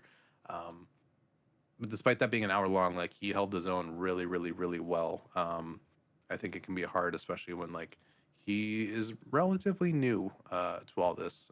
He's been on Backwoods for a couple of years, but this year was one his first really big breakout year, and he's been doing really great. Um, his flows are really fantastic. His lyricism is really growing on me. The way he like ties bars together and rhyme schemes together is just really intriguing. He's like really piecing ideas together with like a clear thread, and it's really, really, really nice. Um, Moonlight Crush with Elucid and Quelle Chris is fantastic. The beat is incredible. Elucid is incredible. Quelle is incredible. It's a vibe. Um, this is like an Arm& Hammer level track, like Posse Cut almost. Just doesn't have Billy Woods on it. Um, but it's a really great record. I'm really enjoying him, and I hope he keeps this momentum up because I think Backwoods growing as a label. They're picking up a lot of heavy hitters, and he is definitely one to watch out for. I think he has a lot of space to kind of grow and become more popular as he keeps releasing things because this album is really great. Um, but yeah, I think something like "Judy Is Forever" is an incredible song. Talking about his late mother, I believe, which is it's just a really fantastic song. Um, but yeah, funky, groovy. If you're into New York hip hop or jazz rap in general, you will probably be very into this. It's a really great record. Uh, yeah, I don't know if I have too much to say about it. It kind of speaks for itself. It's 30 minutes. There's not a lot of stuff to go into with it, but production's great, rapping's great, and you'll get some lyrics that'll stick in your head. So uh, check it out. It's pretty sick. Other than that, that's pretty much it. I've been jamming Crack Up a lot because that Good. album is fantastic. Um, our reaction will be out on the channel now. You can do Now. now. It's out. It's out at time of you hearing this. Um, yeah, it's the time of year where I got to go back to everything I listened to this year, more or less, to kind That's of right. figure out this list. So, uh, already had a couple where I'm like, ooh, this is higher or this should be lower. So getting in Mm. there. Might be some sleeper picks that show up out of nowhere. There's Uh-oh. always one or two that just like show up in the last week or two that I shove in. So yeah, That's true. Is Noise going to make the list for best single of the no year? Oh. single of the year. You never know. It's possible. You might think I it's don't think it's better than the possible this year, MGMT album. but I need to listen to that. I did. It's very good. I keep forgetting that came out this year. Yeah, it kind of got buried, It unfortunately. did. Yeah, but I have some news, some fun and exciting news, I guess, if you're a sad person. Mhm. As of right now, it'll be out in an hour and a half. But there's a new C-Rose EP coming out called Flush. I'm very excited. Away. Flushed Away. I went back and I listened to his 2023 EP, End of the World, and that is utterly phenomenal. I think it's better than Guard Dog, and it's really great. There's little tinges of hope in it, which I think Guard Dog is just so sad. Like it's like a whole album of like Chinese Satellite or something like that, where it is just emotionally devastating the whole way through. End of the World is sad. There's a lot of songs about suicide. I think that's something that either he's had personal experience with or he's known people that have experiences. And so it gets really into specifics, and that can be really hard to hear. But here, like, there's little bits where he's like, I think I'm getting over that. I'm getting past that point in my life where those thoughts aren't as prevalent anymore. And now there's going to be a new EP coming out.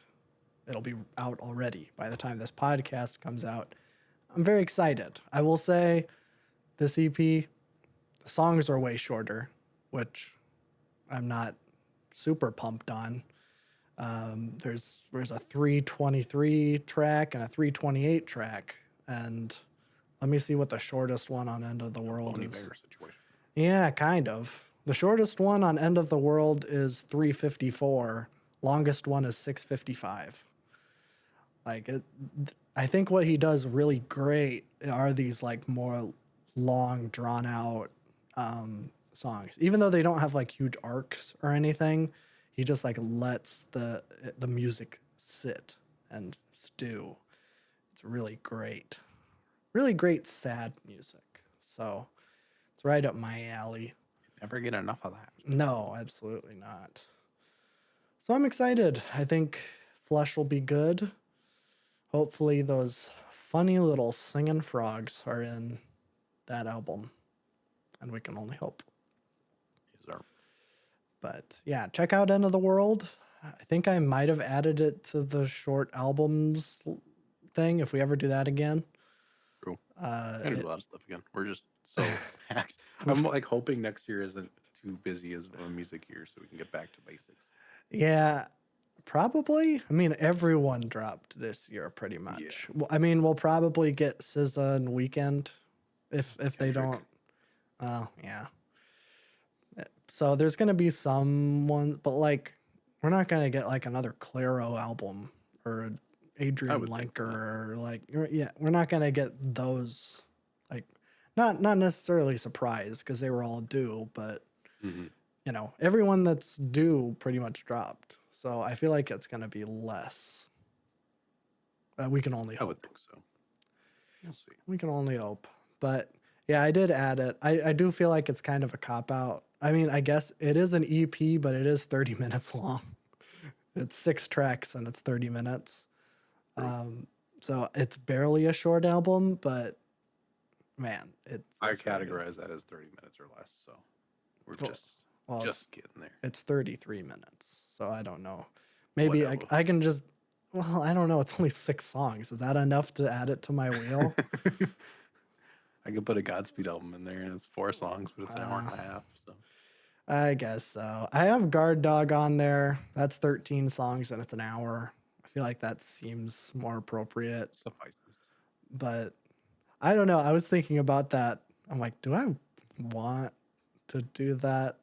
I don't want to have a reaction to me listening to some of these songs because that can be rough. So I don't know. I'll have to think about it.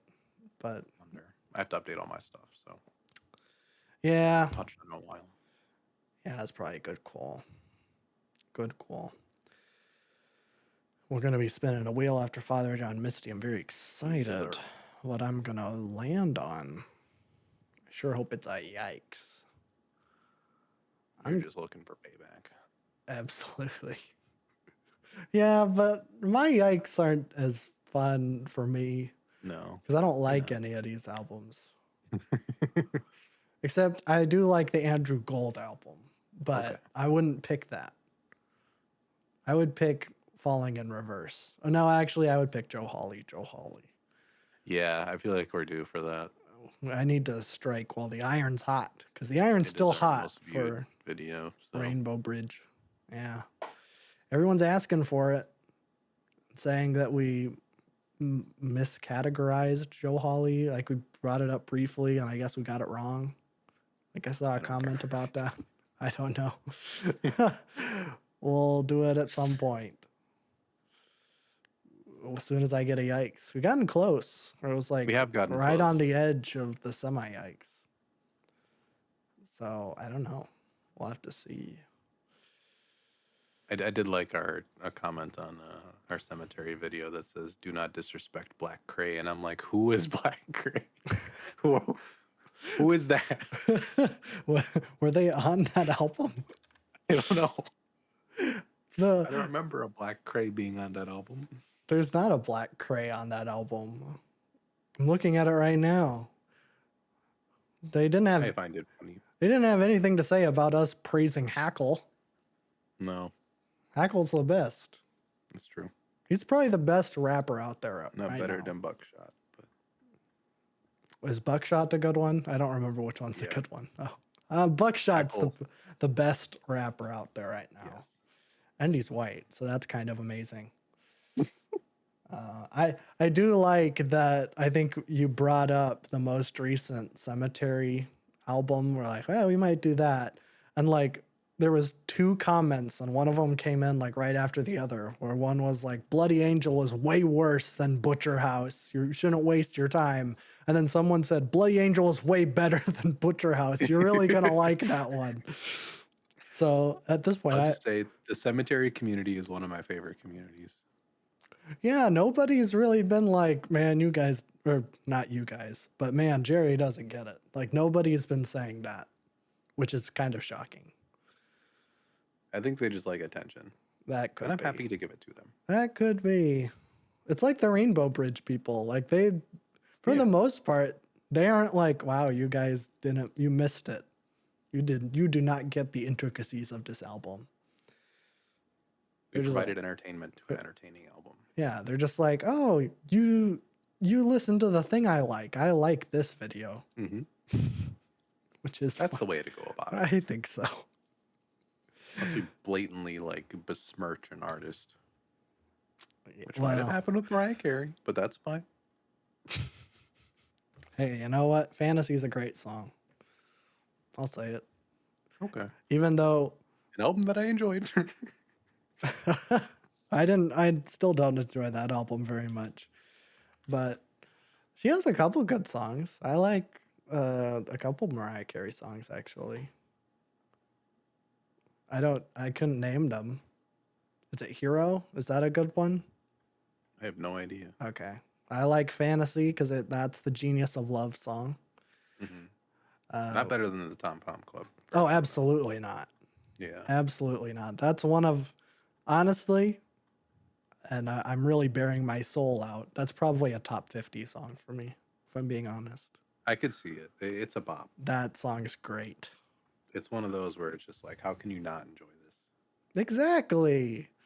That might be like my favorite fun song. You know? Not by fun, of course. No, not that kind of fun. But just like If I need like a good jam, like a great little feel good bop, that's what I listen to. Not that the lyrics are really feel good. No, It's but like, like the vibe. yeah, the lyrics of that song are weird. It's like someone's breaking out of jail or something. And I don't know. It's an odd song, but it's great. And whenever I hear it, I always think of Danny DeVito dancing to it. And that's a big plus for me, too. Mm-hmm. So, yeah, I think that's it. That's all I have for music stuff. I have been listening to the Vampire Weekend album, and it's very good. All right. So, yeah, maybe we'll do it on the channel since you haven't listened to it yet. Yeah, we could do that. Well, you'll listen to it and you'll be like, "Oh no, this should have been on my list." It's fine. I have too many albums on my list. Like I'm fine with missing stuff this year. Yeah, I don't think it would be on your list anyways, but Yeah, it might. I don't know. I don't think so. I mean, I don't know. It just with everything that's come out this year, I don't think that this would crack Yeah. the top 15. I got Even if I it's got a very strong good. wall of albums. Yeah. That's what I'm saying. I'm sure you'll like it. I just Uh-huh. with everything else, you know. I just don't need more competition at this point. Nah, I'm that's already fair. struggling. That's fair.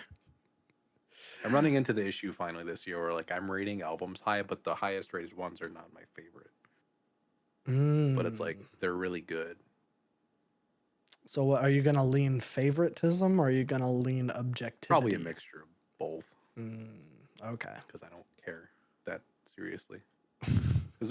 Usually what I put on is the albums I want to talk about the most, and those happen to be the ones that I enjoy the most usually. Well, sure. That makes sense. I like talking about albums that I like. That's kind of my... I like talking about albums I dislike. Oh. Well, I like doing that too. Yeah. So that cemetery video, that was some of the easiest stuff, really just came to mind. Exactly. Didn't have to think about it at all. Could just really go in there and be like, this was awful. I'm glad we had the cemetery and the Fleet Foxes right back to back, so we got completely two ends of a spectrum. I know. I know. And now we're doing Mahash Mashana. I felt like the Fleet Foxes video was like thoughtful and like exciting and really nice to do. Oh, and yeah. then Cemetery was like, this is awful. Yeah. Yeah. I know I've said this before, but I think Butcher House is the worst album I've ever heard in my life. Okay. And I don't think it's particularly close. I don't know. Baba Yaga still goes kind of hard. I don't agree. I think I don't know. I can't think of any redeeming qualities in it. And what do we do? Rainbow Bridge 3? Mm-hmm. Rainbow Bridge 3 is genuinely good. I can't think of anything good to say about that one either, but I remember there being a couple of times that I laughed. Yes. I laughed at how bad and over the top it was. So that gets points in my book. And that's what I enjoyed about it. Yeah. I mean, it's all so cringy. I can't imagine anyone unironically liking this stuff. Like, I feel like there has to be a twinge where it's like, yeah, it's so goofy and over the top. I just like it because it's campy. I feel like that has to be the attitude. Does anyone like genuinely think that this is great stuff? I doubt it. Okay. But I'm not sure. I'm not sure either. It's a community I'm trying to figure out. Yeah. It's a From big a distance. experience. I'm not doing any extra work. I'm just like letting them come to my comment section. Absolutely. Same with Blade. That's just an odd subculture that I really need to figure out. I know a lot of people like unironically enjoy Blade's music. Oh yeah. I'm not sure how that whole thing goes. Some of it's good. I've heard some tracks. I have heard a couple of songs and I have enjoyed them. What's the big one? It's like yellow something. Geez, come on. Western Union, that's not yellow at all. Western Union is the big one. And that's a pretty good song, I think. And then wasn't there a Blade song on one of our summer playlists? There was, yes. That was a That good one was song pretty too. good. Hmm. All I'm saying, I shouldn't say.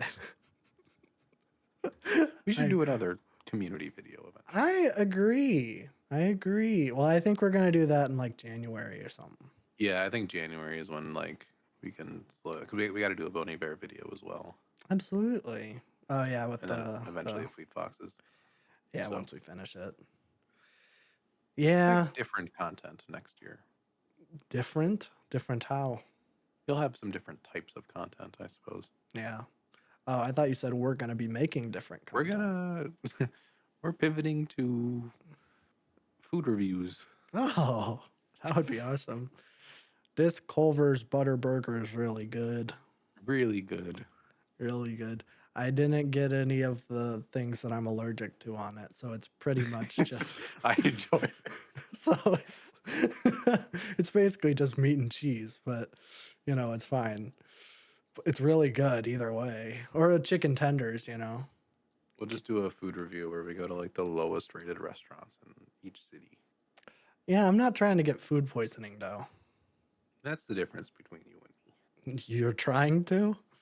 I'm not trying to, but I'm not letting it stop me. Oh, okay. Well, I am known to love some hole in the wall joints.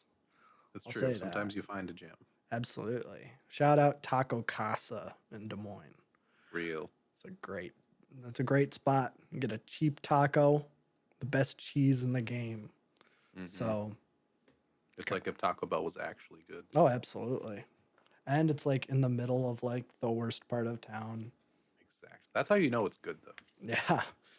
They just renovated it. It's nice now. Well, nicer, I guess. I don't know. Shout out. I haven't found that place here in the beautiful Twin Cities. There's got to be some places. Yeah, I'm sure there is. I know Guy Fieri has done a lot of marching around your area. That makes sense. He's from here. Did you know that? He's not. Do you know who is? That is the most Californian man I've ever seen in my life. You can't. He's from Arkansas. Yeah. I don't know. I need to see. He's from California. He is? Okay. No, he's not, you coward. He's from Columbus, Ohio. He's an Ohioan. An Ohioan? Yeah. Born in Columbus. I don't know if he was like raised there, but that's where he was born. He grew up in Ferndale in rural Humboldt County, California. So I guess he was born in Ohio, and then I feel like he never talks about Ohio. He only talks about California. Oh. Which, I mean, I guess makes sense. You don't want to. No, you wouldn't want to talk about I'm Ohio. from Ohio. I'm from Columbus, Ohio. Yeah, don't say that. I'm from a city that's named after a genocidal maniac. In Ohio. In Ohio. There's a big statue to him in the middle of the city. And I just stand there and salute with my replica Santa Maria ship. That's what I do whenever I go to Columbus. When are we going to rename it to Indigenous Peoples City? That'd be a banger. It's like Columbus Day was renamed to Indigenous Peoples Day. So we need to rename Columbus, Ohio to Indigenous. Any Columbus nameage. Yeah. There'd be like millions of things you'd have to rename. Yeah, that's true. That's true. Well, they already did it with the Cleveland Indians. Isn't it? I don't know how that was a team in the first place. That's a really great point. Like, that's crazy. Say what you will about like the Chicago Blackhawks. Uh-huh. The Indians is just a straight Indians up like caricature. Their mascot was like, like imagine like if there was like, I don't know, like the San Francisco like Chinaman. And like it's like a stereotype where it's like the yellow skin from like the 20s. And it's like the most racist thing you've ever seen in your life. I can't believe that they were the Cleveland Indians for that long. Yeah, that's insane. Redskins is also a crazy thing. That's true. Okay. Can we talk about that? Because those are two teams that have been renamed. Uh, Why is it that those, whenever they like erase or whatever, they rename something that's an offensive Native American term, and then they uh-huh. make it like super nationalistic patriotic. Where it's like, no, we're not the Redskins anymore. We're the Commanders. Yeah, What are the Indians now? Like the the Cleveland baseball team. no, it's not. I'm pretty sure it's like I don't the know. Generals or something. Uh, Let me see. The I don't. Guardians. It fits pretty well with America. You get rid of the Native Americans and replace them with the military. It's So I don't know. It's just weird. Like I don't. I guess is there like a respectful way to do it? Is there like I'm just trying to think like is there a way to not just erase all of the like Native American references and have it be like a genuine representation of I guess not because no, it's all white people. yeah, Yeah, it would be different if it was like a Native American owned baseball yeah, which will franchise. never happen. No. No. One, because why? That's a great point. Yeah. I mean, like something like the Chiefs isn't horrible because it's not like overtly No, offensive, but they also do like the tomahawk chop in a stadium full of white Missouri that's Missouri true. people. That is So true. It is kind of crazy that like the Indians, like the fan base for them was called the tribe. yeah, Like yeah, it's that, it's insane. I can't yeah. believe that it went on that long. Uh, yeah, I don't know. I We don't live know. in a joke of a country, Yeah. which you have to laugh at to stop yourself from just being so horrified that you have to like completely disassociate from everything you're around. Oh, I've completely disassociated. Yeah. Yeah, I think that's really it. I've become desensitized to everything. Where like I saw Mehmet Oz appointed as director of whatever, Hmm. transportation, whatever he is. And I was just like, oh, okay, yeah, that makes sense. And then just moved on with my life. Yep. And it's like nothing stands out to me anymore. It's like Yeah. it's like I'm on antidepressants for the first time. And it's just like I don't feel anything. It's just that's kind of just my whole life. And I think that's awesome. Hmm. I think it's great. I'm just not mad about anything.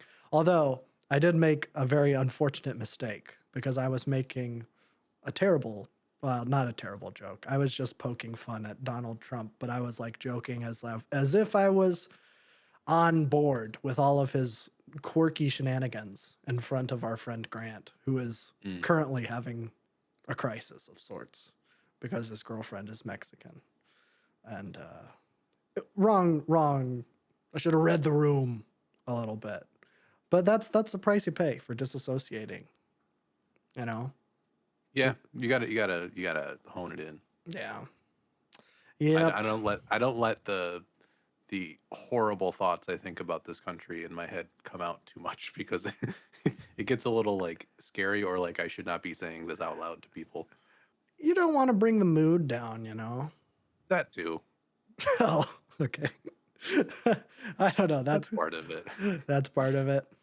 I think I think my main thing is I don't ever want to talk about politics ever with anyone. I don't care what your beliefs are. I don't ever want to talk about politics because at no point after a discussion about politics do I ever feel better. Hmm. So why would I ever want to pursue something that actively makes me feel worse? And so that's kind of been my whole mantra going forward is just avoid everything political. So that way I'm not sad about it anymore. It's a coping mechanism to be sure, but it's a fine one. It's working great for me. Good. I'm looking forward to January 20th. That's all I gotta say.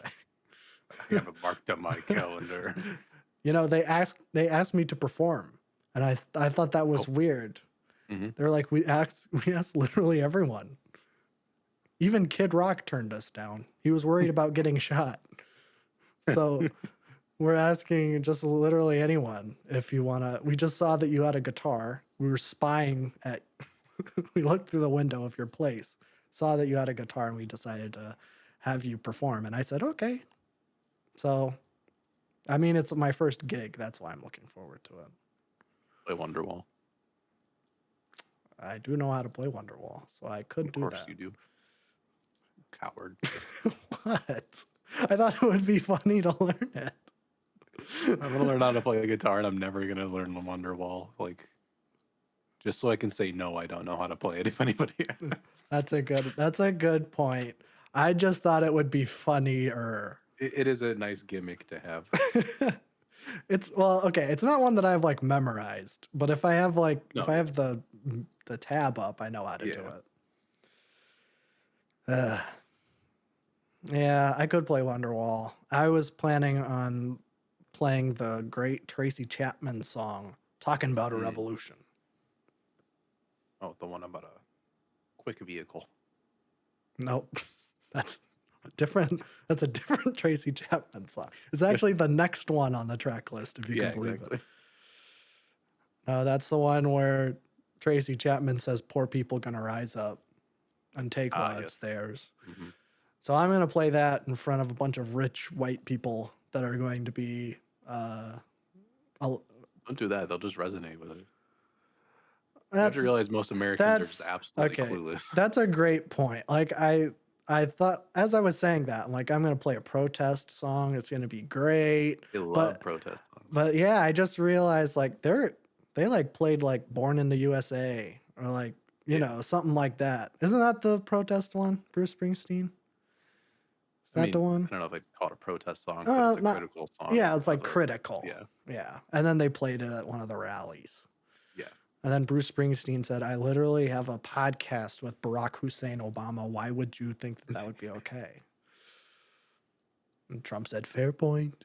Fair point. I won't play it again. And then he played it again. It was You're not awesome. like us. Joe Biden's not Walking like out us. I'm gonna creep walk across the stage. I'm going to do a good job. I do love his little arm dance. That's one of my favorite things. His little shimmy. Okay, I've not seen it, but I saw like a headline that was like, the Trump dance is taking over sports. Like, are people doing that?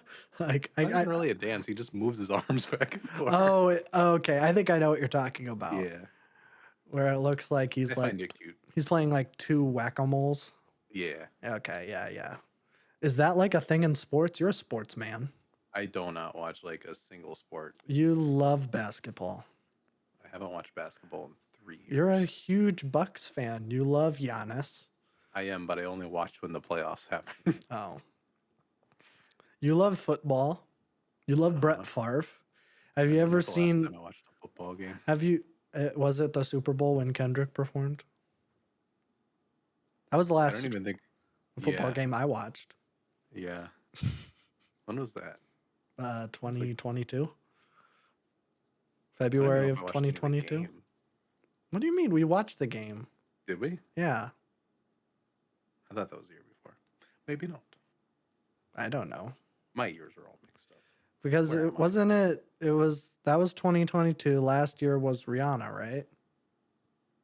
Or I no? think so. I don't. Yeah, Rihanna was last year, and then Kendrick is this year. Yeah. Or wait, yeah, I'm getting all confused because I was thinking like last year, but that would be February of this year. This is too Mhm. confusing. I don't know when it happened. All I know is that we watched that game. We did. And That was the last one I the watched. Chargers won. Right? That's The their name. Chargers? The LA team, the Supersonics. There's the LA. Wait, no. Or the Rams are LA now. Oh. What was And the Chargers are San Diego. what They was- were. Are they still? I don't know. Why you're asking the wrong person. Los Angeles Chargers. Okay. How many teams does LA need? 4, 3. They got 2. I don't know. Chicago has 2 baseball teams. That's So true. does New York. That's true. Actually, New York has 3. Champions. Well, no. Red Sox are technically Boston, but it's so close. It's the same thing. Mets and the Yankees and the Red Sox are all like right there. Go Birds. Go Birds. Are any none of those are birds. That's just the moral of the story. Oh, okay. Go birds. All I know about sports is that the Lions are good right now for the first time in ever, maybe. 7 bajillion years. Yeah. I was very happy. There was this guy who works at my post office, turned 40. He's been Mm. a Lions fan his whole life, never been to the stadium, went there this last weekend on his 40th birthday, and they absolutely creamed the other team. It was amazing. Best time of his life. Probably. I haven't asked him about it, but I did check the score the next day, and it was like Yeah, 56-8. that's It crazy. was like a blowout. It's awesome. Not a So, sports guy, but I do appreciate people that are into sports. I feel like it's one of the last like true things you can really be into and just have like a really good sense of like community around it. yeah, that's a good point. That's like the one thing that like I wish I was kind of into sports more than I am because like I'm into movies, but that's kind of toxic. There's a lot of Hmm. like I mean, sports are infighting. toxic too, but like you get Yeah, that community with your team. I have no community. I think that's really my issue. I don't identify with film bros or cinephiles or any of the subgroups. But if I was like a big fan of the Twins or something, I would like be the Hmm. coolest guy in town. Exactly. Wear like a baseball uniform to just leaving the house, and I'd be so cool Hmm. in my little pinstripes with my batting helmet on as I'm delivering the mail, My normal attire. swinging a baseball bat at a mailbox, Hmm. vibrating my entire body. Sounds like a gong. Yeah. Watch sports. Watch sports. My favorite sport is table Curling. tennis. Oh, You ever seen those crazy table tennis trick shots? Like they curve it over the net, I spins saw backwards. Forrest Gump. He didn't do any trick shots. He was just kind of like a No. big octopus. He could like do 8 balls at the Yeah, same he's pretty time. sick at it though. Yeah.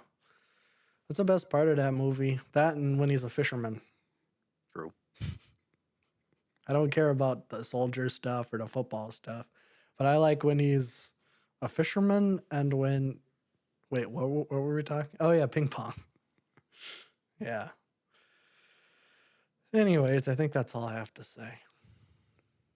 That's the third time we've said that. Bye.